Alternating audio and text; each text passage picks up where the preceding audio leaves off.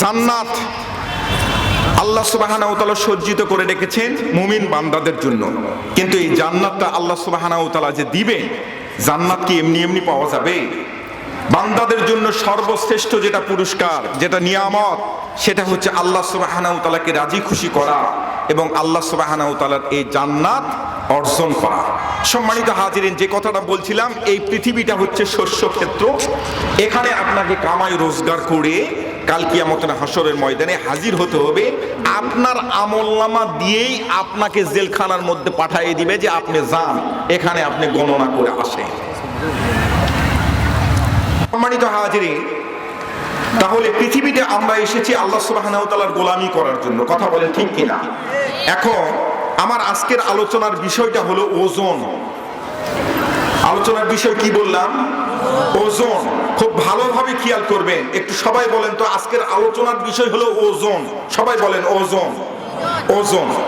আচ্ছা, ওজন বলতে আপনি কি বোঝেন? ওজনটা হচ্ছে, আপনারা একটু মাসআলা বলবেন, ফতোয়া দিবেন। আপনারা সকলেই সচেতন মানুষ, right method of application, according to Quran আর হাদিস। আপনারা কিন্তু সকলেই শিক্ষিত মানুষ। আপনারা বলেন তো, কেউ যদি রমজান মাসে রোজা রাখে অথবা নফল রোজা রাখে, কিন্তু একটা মানুষকে ওজনে কম দিচ্ছে, ওজনে ঠকাইছে, আপনারা বলেন তো রোজা হবে? আপনারা বলেন, ভালো করে বলেন, ও রোজা হবে? নামাজ হবে? যাকাত হবে? ওজনে ঠকাইছে। ও হজ করছে, বছরে 2 বার হজ করে, উমরা হজ, আবার 2-3 বার হজ করছে, মূল হজ করছে, বড় হজ করছে। আপনারা বলেন তো, ওজনে কম দেওয়ার অভ্যাসটা যদি ওর থেকেই যায়, ওর হজ কি হয়েছে? হজ হয় না। এক লোক পুকুরে মাছ মারতেছে, এখন মাদ্রাসার পুকুর, এই ফতেপুর মাদ্রাসার পুকুর। ওকে আরেকজন বলতেছে, এই তুই পুকুরে মাছ মারতেছিস মানে? মাদ্রাসার পুকুর। ওকে তো কোষ না ভাই, কোষ না, কাগজ কোষ না রে, শিওরির সময় ভাত খাওয়া পছন্দ তো, এই জন্য মাছ মাছ। এরকম কিচিং এর লোক আছে না? সিয়ারি খাবে, সিয়ারি খাবে, সিয়ারি খাওয়ার জন্য, মানে ও বুঝতেই পারতেছে না যে এটা হারাম, এটা দ্বারা সেহরি খেলে। আচ্ছা, এটা বলেন তো, ও ওজনে কম দিল কিনা বলেন তো? এটা ওজনে কম দেওয়ার শামিল নয়। ওজন বলতে কি বোঝেন? 1 কেজি ওজন যদি 100 গ্রাম কম দেয়, 1 ইঞ্চি পরিমাণ কম দেয়, তাহলে ওটা ওজনে কম দেওয়া হলো। কথা বলেন ঠিক কিনা? কাপড় যে মাপা হয় দোকানে, কাপড় কিন্তু ওজন করে বিক্রি হয় না। কাপড় হচ্ছে গজ ফিতা দিয়ে। 1 গজ কাপড় কিনতে গিয়েছেন, 1 ইঞ্চি কাপড় আপনাকে কম দিয়েছে, তাহলে বলেন তো ওজনে কম দেওয়া হলো কিনা?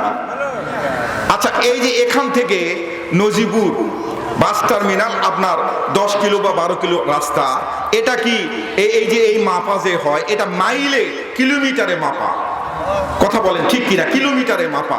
এটা যদি আপনার কেউ কম হিসাব করে, তাহলে সেটা ওজনে কম বেশি করা হলো। কথা বলেন ঠিক কিনা?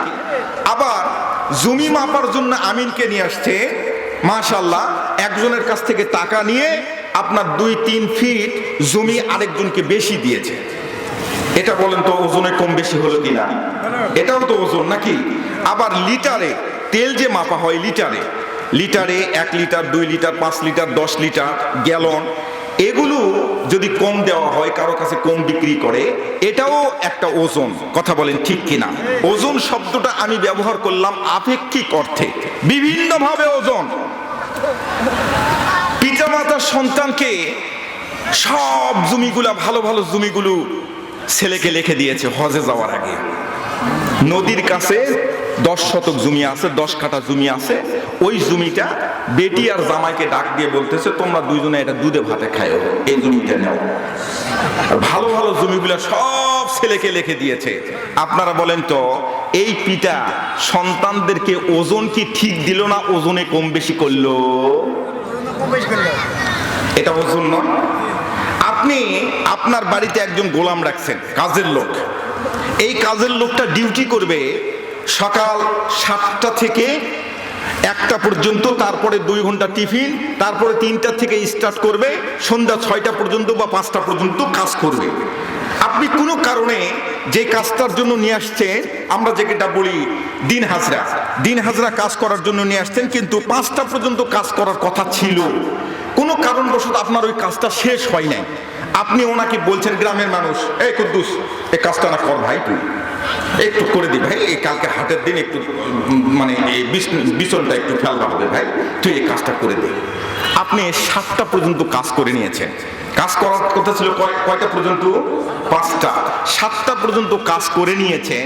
যদি 7টা পর্যন্ত কাজ করার পরে 5টা পর্যন্ত কাজ করে কাজের যে মজুরি পাওয়ার কথা ছিল, 2 ঘন্টা কাজ বেশি করেছে, এই 2 ঘন্টার মজুরি যদি আপনি না দেন, আপনি বলেন তো আপনি ওজনে কম বেশি করলেন কিনা? ওয়াজ কিন্তু বুঝতে হবে, ওয়াজ কিন্তু শুরু হয়েছে। আপনারা কিন্তু বলেছেন যে হুজুর ওজনে যদি কেউ কম বেশি দেয় তার রোজা বাতিল, ওজনে যদি কম বেশি দেয় তাহলে তার নামাজ বাতিল, ওজনে যদি কম বেশি দেয় তাহলে তার হজ বাতিল। ওজন কি শুধু দাড়ি পাল্লা? সম্মানিত হাজিরিন, তাহলে বোঝা গেল আপেক্ষিক অর্থে ওজন প্রত্যেকটা ডিপার্টমেন্টে আপনি আপনার দায়িত্ব কর্তব্য যদি পালন না করেন, আপনি মনে করেন এই মাদ্রাসার শিক্ষক, আপনি একটা ছাত্র দিয়েছেন আপনার নাতিকে, আপনার ছেলেকে এখানে পড়ানোর জন্য। এখন ছাত্র শিক্ষক পড়াবে, 10টার সময় ক্লাসে ঢুকবে, আধা ঘন্টা বা 40 মিনিটের ক্লাস, প্রথম ঘন্টা 40 মিনিট পরে ক্লাস থেকে বের হয়ে আসবে। কিন্তু এই শিক্ষক করে কি 10 মিনিট পর ক্লাসে যায়, 10 মিনিট আগে ক্লাস থেকে বের হয়ে আসে। আপনারা বলেন তো ছাত্র ছাত্রীকে বোঝানোর জন্য যে 40 মিনিট সময় পেয়েছিল, এই 40 মিনিটের মধ্যে 10 মিনিট প্রথমে মেরে দিয়েছে, পরে 5 মিনিট মেরে দিয়েছে। ছাত্র ছাত্রীকে ওজনে ঠিক দিল না ওজনে কম দিল? ওজনে কম দিল। সম্মানিত হাজিরিন, প্রত্যেকটা ক্ষেত্রে আপনার স্ত্রী আপনার কাছে যেটা প্রাপ্য, সেই প্রাপ্যটা আপনি দিচ্ছেন না। আপনি আজকে আসছে 100 টাকা নিয়ে আসছে এখানে মাহফিল শোনার জন্য, 100 টাকার আপনি বিভিন্ন কিছু খাওয়া দাওয়া করছেন, ইসি নানানটা বিভিন্ন কিছু।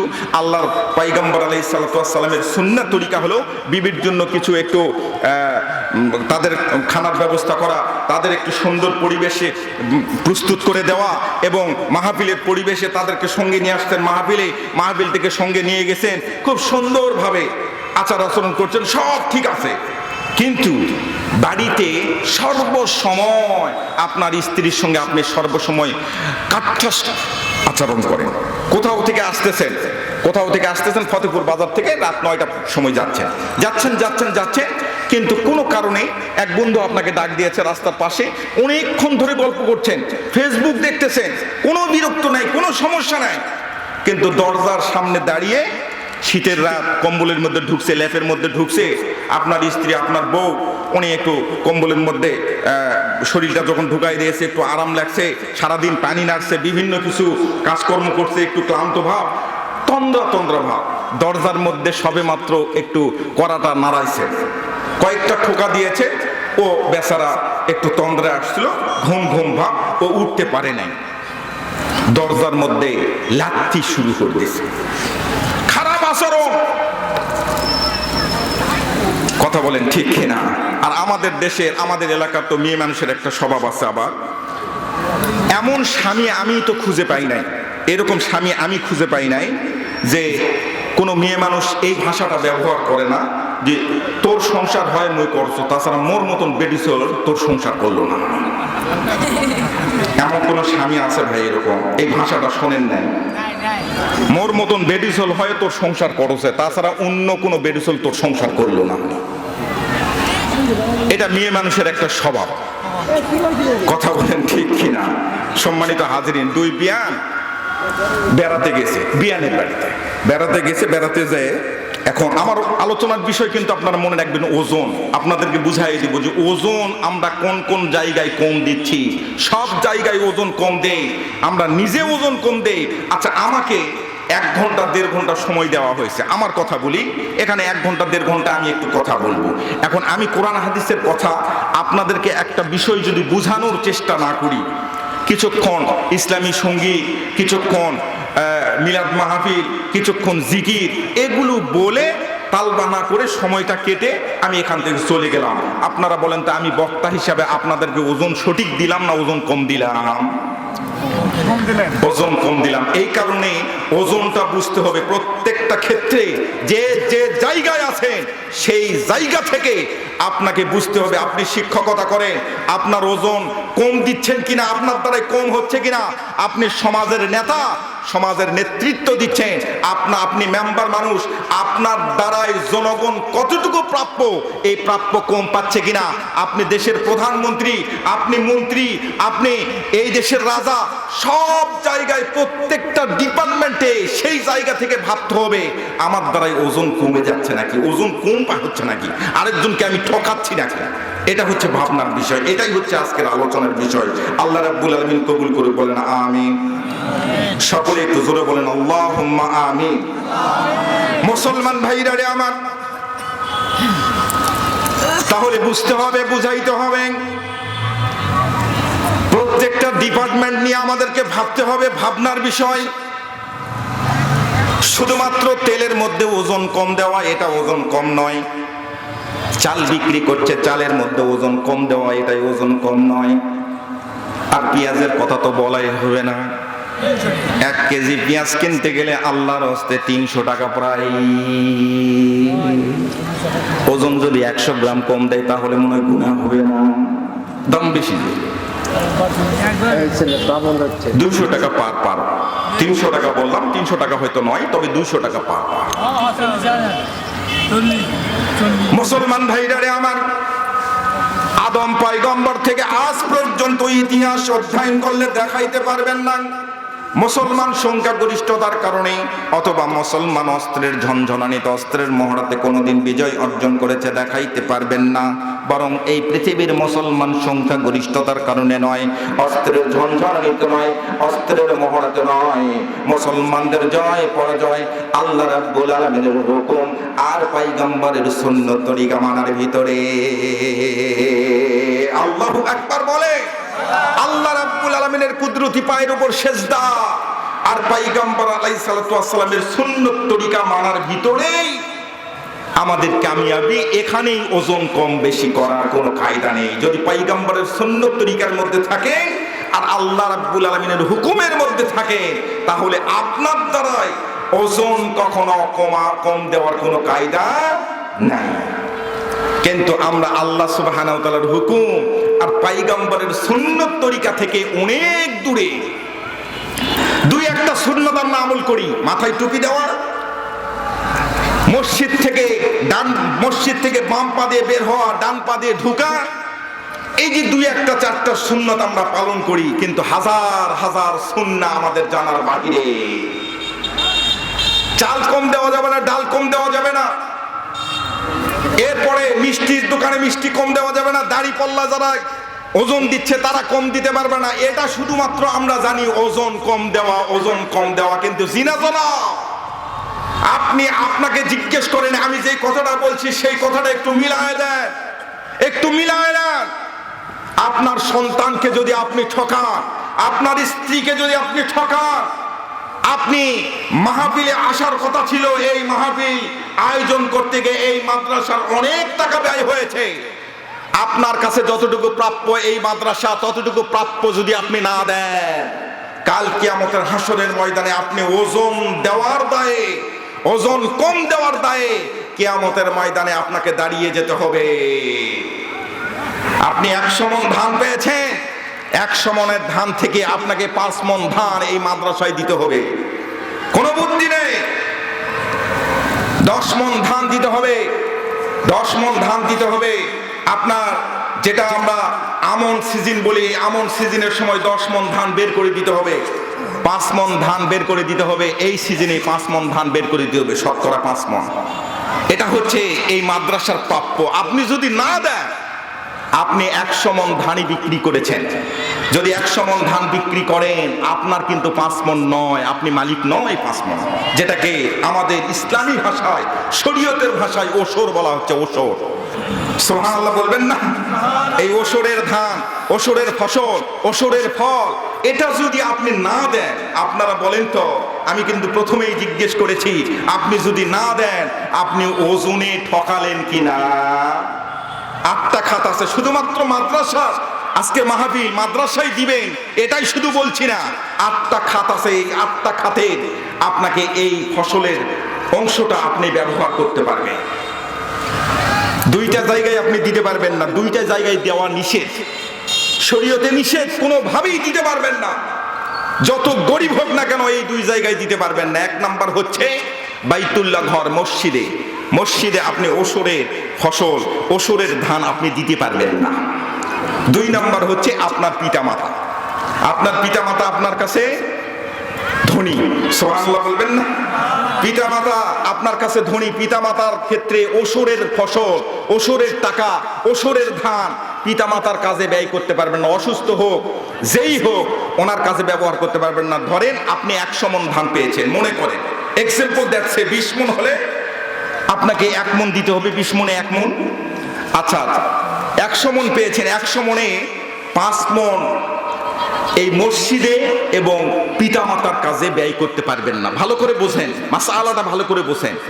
এই 5 মণ 8টা খাতে ব্যয় করতে পারবেন। তার মধ্যে 1 নাম্বার খাত হলো, উত্তম খাত হলো এরকম মাদ্রাসা, সুবহানাল্লাহ বলেন, যেখানে লিল্লাহ বোর্ডিং আছে। আর এই 95 মণ যে ধান আছে আপনার, এই 95 মণ ধানে এই ফসলটা আপনি যে কোনো কাজে ব্যয় করেন, যখন এই 95 মণ ধানের অংশের মধ্যে আপনার পিতামাতার হক আছে, ওই 5 মণের মধ্যে পিতামাতার হক নাই। সুবহানাল্লাহ বলবেন না? দুই ভাই পিতামাতাকে নিয়ে ভাগাভাগি করি, আমরা পিতামাতাকে নিয়ে আমরা ভাগাভাগি করি। আমি স্পষ্ট কথায় আপনাদের খেদমতে বলে দেই, পিতামাতাকে নিয়ে কোনোদিন কোনো সময় ঠেলাঠেলি করবেন না। পিতামাতাকে নিয়ে ঠেলাঠেলি করবেন, স্বয়ং রব্বে কারিম বলছে তোমরা জান্নাতটাকে ঠেলে দিচ্ছ, জান্নাতটাকে ধাক্কা মারে ঠেলে ফেলাই দিয়েছ। পিতামাতাকে নিয়ে ঠেলাঠেলি করবেন না। আমি আপনাদেরকে শিখাই দেই, পিতামাতাকে নিয়ে টানাটানি করবেন। ঠেলাঠেলি করা নিষেধ, কিন্তু টানাটানি করা জায়েজ আছে। সুবহানাল্লাহ বলবেন না? আর একটু জোরে বলেন সুবহানাল্লাহ। পিতামাতাকে নিয়ে টানাটানি করবেন। এক ভাই আরেক ভাইকে বলবে তোর ওখানে থাকবে না, আজ থেকে আমার পিতা, আমার মাতা আমার বাড়িতে থাকবে। তোর দুইটা মেয়েকে বিবাহ দেওয়ার জন্য অনেক টাকা পয়সার দরকার, তুই ছোট্ট একটা দোকান করিস, তুই ব্যবসা করে খা, আমার আব্বা আম্মা আমার বাড়িতে থাকবে। টানাটানি করেন, টেনে নিয়ে আপনার বাড়িতে আসেন। আপনি পিতামাতাকে টেনে নিয়ে আপনার বাড়িতে আসলেন, মনে করলেন যে আপনি জান্নাত নিয়ে আপনার বাড়িতে আসলেন। সুবহানাল্লাহ বলবেন না? মুসলমান ভাইরা আমার, খুব খেয়াল করে শুনবেন। আল্লাহর পয়গম্বর আলাইহিস সালাতু ওয়াস সালাম এই পৃথিবীর জমিনে আসছিলেন শুধুমাত্র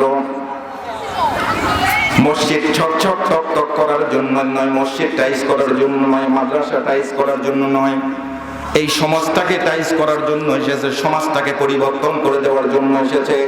যারা প্রত্যেকটা ডিপার্টমেন্টে ওজন কম দিচ্ছিল, নিজের সন্তানকে জীবন্ত কবর দিচ্ছিল, তার মানে ওজনে কম দিচ্ছিল, নিজের সন্তানকে জীবন্ত কবর দিচ্ছিল, নিজের স্ত্রীকে আরেকজনের হাতে উঠাই দিচ্ছিল টাকার বিনিময়ে। অন্ধকার রাতের মধ্যে নয়, দিনের আলোর মধ্যে বাইতুল্লাহ ঘরকে সামনে রেখে, বাইতুল্লাহ ঘর কাবা ঘরকে সামনে রেখে নিজের পোশাকগুলো একটা একটা করে খুলে রাখতো। এই পোশাকগুলা খুলে রেখে রেখে আস্তে করে ন্যাংটা অবস্থায় কাবা ঘরের সামনে গিয়ে তারা তোয়াফ করতো। বলেন নাউজুবিল্লাহ। এমন একটা জাহিলিয়াতের অন্ধকারাচ্ছন্ন পরিবেশ যখন শুরু হয়ে গেল, তখন আমার আল্লাহ রাব্বুল আলামিন পয়গম্বর আলাইহিস সালাতু ওয়াস সালামকে এই সমাজটাকে টাইস করার জন্য, খুব চিকন করে বুঝবেন, ওজন পরিবর্তন করে দেওয়ার জন্য, মানুষকে ওজন বোঝানোর জন্য, ও পৃথিবীর মানুষেরা তোমরা যে যে জায়গায় আছো, যে যে দায়িত্বে আছো, এই জায়গা থেকে তোমাদের ওজনগুলা তোমরা বুঝে নিবে। ওজন যদি কম বেশি করো, কাল কিয়ামতের হাসরের ময়দানে তোমার নামাজ, তোমার হজ, তোমার রোজা, তোমার যাকাত, তোমার কালিমা, তোমার মাদ্রাসা করা, তোমার মসজিদ তৈরি করা, এগুলো জাহান্নামের আগুন থেকে তোমাকে বাঁচাইতে পারবে না। কথা তো স্পষ্ট, আপনারাই ফতোয়া দেন। ওজন যদি কম বেশি হয়, আপনার নামাজ, আপনার যাকাত, আপনার হজ আপনাকে জাহান্নামের আগুন থেকে বাঁচাতে পারবে বাবা। মুসলমান ভাইরা আমার, আল্লাহর পয়গম্বর আলাইহিস সালাতু ওয়াস সালাম পৃথিবীর জমিনে যখন আসলেন, যখন সমাজটাকে পরিবর্তন করে দেওয়ার চেষ্টা শুরু করে দিলেন, হঠাৎ করে আল্লাহ রাব্বুল আলামিনের দরবার থেকে আল্লাহর পয়গম্বরের উপর যখন ওহী নাজিল হয়ে গেল, ইকরা বিসমি রাব্বিকাল্লাযী খলাক, পড়ো তোমার প্রভুর নামে যিনি তোমাকে সৃষ্টি করেছেন। অর্থাৎ প্রথম কথাটা বলতেছে তুমি পড়ো। যদি তুমি পড়ো তাহলে তুমি জানতে পারবে, তুমি শিখতে পারবে, তাহলে তোমার ওজন কমে দেওয়ার কোনো কায়দা নাই, মানুষকে তুমি কোনোদিন ঠকাবে না। আল্লাহ রাব্বুল আলামিনের পক্ষ থেকে জানালেন আলিফ লাম রা, কিতাবুন আনসালনাহু ইলাইকা লিতুখরিজান নাসা মিনাজ যুলুমাতি ইলান নূর। আল্লাহু আকবার বলেন। আল্লাহর পয়গম্বর আলাইহিস সালাতু ওয়াস সালামকে আল্লাহ রাব্বুল আলামিন জানালেন, ও পৃথিবীর সর্বশ্রেষ্ঠ পয়গম্বর, ও আমার হাবিব, তামাম পৃথিবীর মানুষগুলাকে আপনি জানায়া দেন, আপনাকে আমি একটা ম্যাচের বাক্স দিলাম। ম্যাচের বাক্স, দেশলাইয়ের বাক্স, আগুনের বাক্স। ম্যাচের বাক্স মানে কি আগুনের বাক্স বলা যাবে না বাবা। ম্যাচের বাক্স কথা একটু বলতে হবে, কথা একটু বলতে হবে। আল্লাহ রাব্বুল আলামিন বললে তোমাকে একটা ম্যাচের বাক্স দিচ্ছি, আগুনের বাক্স, আলোর বাক্স দিচ্ছি। সুবহানাল্লাহ বলেন। ম্যাচের বাক্স আমি কেন বলি, আমি অনেক মাহফিলে এই কথাটা বলেছি। ফতেপুর বাজারে গিয়ে যদি 2 টাকা দামের একটা ম্যাচ কিনেন বাবা আপনি, এই ম্যাচটা কেনার পর ম্যাচের বাক্সর মধ্যে দেখবেন অনেকগুলো কাঠি আছে। কথা বলেন ঠিক কিনা? এই কাঠিগুলা, একটা কাঠি যদি কেউ বের করে, একটা কাঠি বের করে ঠাস করে এভাবে লাগাবেন, কাঠিটা ঝলঝল করে জ্বলে উঠবে। এই একটা কাঠি দ্বারাই আপনি বলেন তো পৃথিবীটা জ্বালিয়ে পুড়িয়ে ছারখার করে দেওয়া যাবে কিনা? পক্ষান্তরে মুসলমান, একটা ম্যাচের কাঠি যদি আপনি ব্যবহার করেন ভালো কাজে, এই ম্যাচের কাঠি দ্বারাই আপনি বলেন তো তামাম পৃথিবীটা আলোয় আলোকিত করে দেওয়া যাবে কি না? একটা ম্যাচের কাঠি দ্বারাই পৃথিবীটা জ্বালিয়ে পুড়িয়ে ছারখার করে দেওয়া যাবে। আবার পক্ষান্তরে একটা ম্যাচের কাঠি দ্বারা পৃথিবীটা জ্বালিয়ে পুড়িয়ে ছারখার করে দেওয়া যাবে। তাহলে বোঝা গেল এখানে ব্যবহার জানতে হবে। কথা বলেন ঠিক কিনা? ব্যবহার যদি সঠিক কাজে করেন তাহলে একটা ম্যাচের কাঠি দ্বারা তামাম পৃথিবীটা আলোয় আলোকিত করে দিতে পারবেন। আবার একটা ম্যাচের কাঠি দ্বারাই তামাম পৃথিবীটা জ্বালিয়ে পুড়িয়ে ছারখার করে দিতে পারবেন। আল্লাহ রাব্বুল আলামিন বলছেন, এই 30 পারা কোরআনুল কারীম দিলাম পয়গম্বর, আপনাকে রাহবার হিসাবে প্রেরণ করলাম, কোরআনুল কারীমের শিক্ষক হিসাবে প্রেরণ করলাম। এখানে 114টা ম্যাচের কাঠি আছে, 6666 প্রকারের বারুদ আছে। যে কোনো একটা বারুদ যদি আপনি সমাজ পরিবর্তনের কাজে ব্যবহার করেন, তামাম পৃথিবীটা জ্বালিয়ে পুড়িয়ে ছারখার হতে পারে। আবার যদি সঠিক কাজে ব্যবহার করেন, তামাম পৃথিবীটা একটা বারুদের দ্বারাই আলোয় আলোকিত হতে পারে। চিৎকার করে বলেন সুবহানাল্লাহ।